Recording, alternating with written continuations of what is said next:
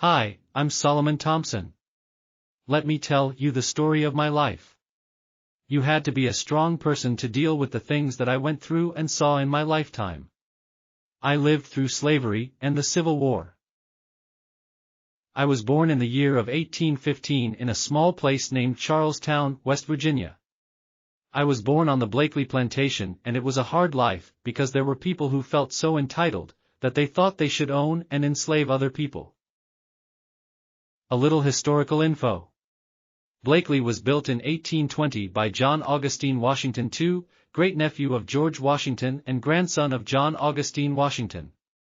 It is a contemporary of its neighbor, Claymont Court, built across Bullskin Run by John's brother, Bushrod Corbin Washington. My parents were Fortune Thompson and Haney Richardson, also born in West Virginia. Fortune was born in 1790 and Haney was born about 1800. My father Fortune was born at the Claymont plantation, also owned by the Washington family. Fortune's father was named Jasper, and he was freed from the estate of John and Elizabeth Ayres in Fauquier County, Virginia around the year of 1820. My mother, my beautiful strong mother, Haney Richardson Thompson, lived to be about 106 years old. I had 8 siblings.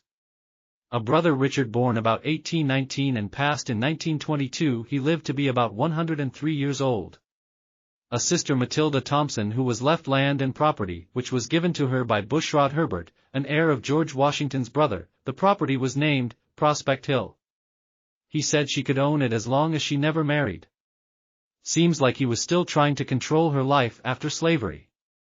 But I believe she did end up marrying later in life. A brother James. A sister Nellie. A sister Celia.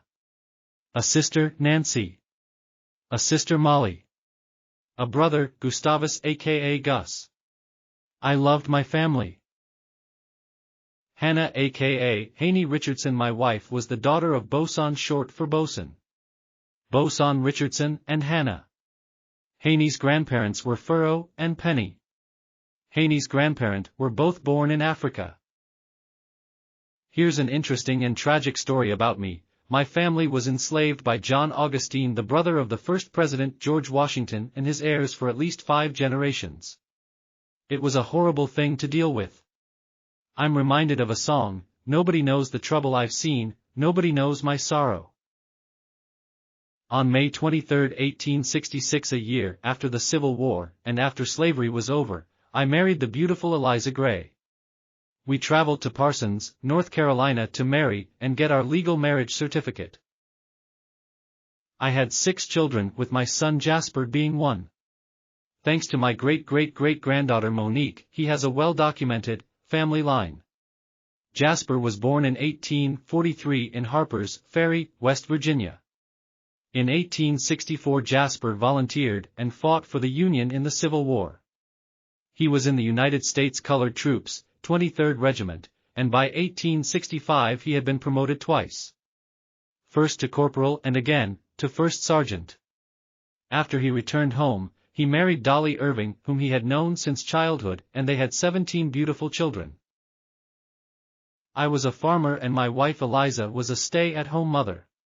By 1870, not only did I own my own home and land, but my personal real estate was worth $1,000, which would be equivalent to about $173,000 or more in the year 2022.